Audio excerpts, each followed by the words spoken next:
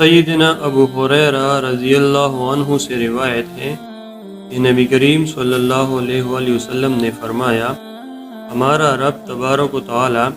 ہر رات جب کہ رات کا آخری ایک تہائی حصہ باقی رہتا ہے، آسمانی دنیا یعنی سب سے نچلے آسمان پر نزول فرماتا ہے اور اعلان کرتا ہے،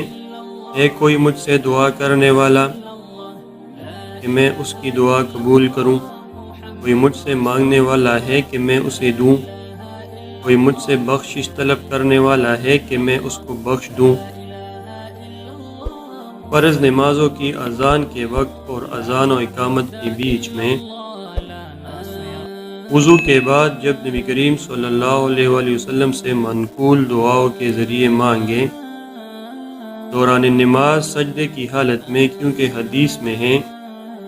بندہ اپنے رب کے سب سے زیادہ قریب سجدے کی حالت میں ہوتا ہے، لہذا تم سجدے میں خوب دعا کیا کرو۔ پنجگانہ نمازوں میں سلام سے پہلے اور سلام کے بعد، جمعے کے دن کی ایک گھڑی میں جو راجح قول کے مطابق عصر کے بعد اور سورج ڈوبنے سے پہلے کی کوئی گھڑی ہوتی ہے، سچی نیت سے زمزم کا پانی پیتے وقت، بارش کے وقت، اللہ کو اس کے اسم اعظم سے پکارتے وقت جس کے ذریعے پکارنے پر وہ سنتا ہے اور مانگنے پر نوازتا ہے۔ حج اور عمرہ کرنے والے کی دعا۔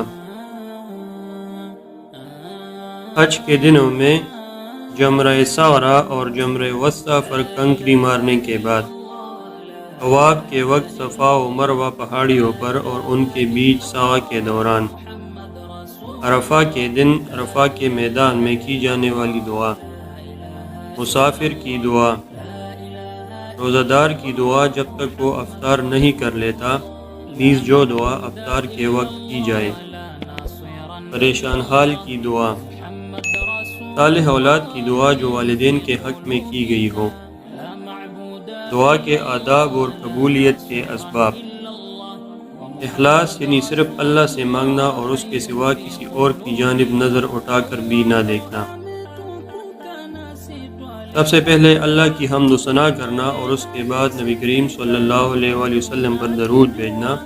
آخر میں بھی آپ صلی اللہ علیہ وآلہ وسلم پر درود و سلام بھیجنا، پورے یقین سے دعا کرنا اور اس کی قبولیت پر یقین رکھنا، دعا کرتے وقت رونا، گڑگڑانا اور جلد بازی سے کام نہ لینا، کیونکہ حدیث میں ہے میں بندے کے ساتھ ویسا ہی کرتا ہوں جیسا وہ میرے بارے میں سوچتا ہے، اس لیے وہ میرے بارے میں جو چاہے سوچے۔ حلال کھانے پینے اور پہننے کی کوشش کرنا، بیوی بچوں، مال و دولت اور اپنے بچوں اور خود اپنے لیے بد دعا نہ کرنا، ہلکی آواز میں دعا کرنا، نہ چلا کر دعا کی جائے، نہ من ہی من میں، اللہ کے سامنے اپنے گناہ کا اعتراف کرنا اور بخشش طلب کرنا، اسی طرح اس کی دی ہوئی نعمتوں کا اعتراف کرتے ہوئے اس کا شکر بجا لانا، دعا قبول ہونے کے اوقات میں دعا کرنا اور ایسی حالتوں اور جگہوں کا انتخاب کرنا جہاں دعا قبول ہونے کا امکان زیادہ رہتا ہے، قبلے کی جانب رخ کرنا اور دونوں ہاتھوں کو اٹھا کر دعا کرنا، کسی رشتے ناطے کو کاٹنے کی دعا نہ کرنا، توبہ کرنے کے ساتھ اگر کسی بندے کا حق مار رکھا ہو تو اسے اس کا حق واپس کرنا، دعا میں اللہ کے اچھے اچھے ناموں اور بلند مرتبہ صفتوں کو وسیلہ بنانا،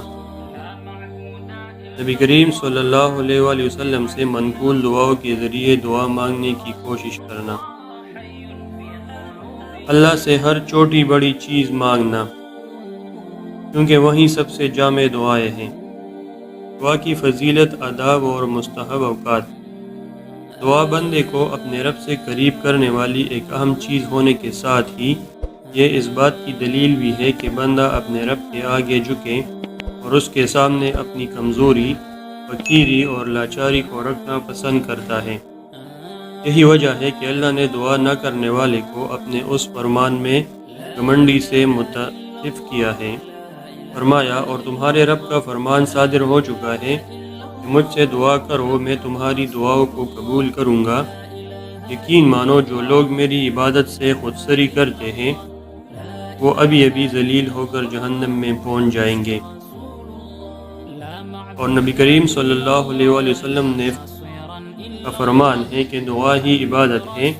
آپ صلی اللہ علیہ وآلہ وسلم کا یہ بھی فرمان ہے کہ دعا مومن کا ہتھیار ہے جس کا وہ مشکلات اور پریشانیوں کے وقت سہارا لیتا ہے۔ نیز یہ کہ دعا ہی سے بندے کی دنیا اور آخرت سنورتی ہے۔ اللہ تعالیٰ نے فرمایا تمہارے رب نے کہا ہے کہ مجھ سے دعا کرو میں تمہاری دعا قبول کروں گا۔ اسی طرح اللہ تعالیٰ کا فرمان ہے کس کی پکار کو جب کہ وہ پکارے کون قبول کر کے سختی کو دور کر دیتا ہے اور تمہیں زمین کا خلیفہ بناتا ہے۔ کہ اللہ تعالیٰ کے ساتھ کوئی اور معبود ہے؟ تم بہت کم نصیحت و عبرت حاصل کرتے ہو۔ اور آپ صلی اللہ علیہ وآلہ وسلم نے مزید فرمایا اللہ کے نزدیک دعا سے زیادہ قابل قدر کوئی چیز نہیں ہے۔ اور آپ صلی اللہ علیہ وآلہ وسلم نے مزید فرمایا بے شک تمہارا رب باحیا اور صحیح ہے، وہ اپنے بندے کے اپنی بارگاہ میں اٹھے ہوئے ہاتھوں کو یوں ہی خالی لوٹاتے ہوئے حیا کرتا ہے۔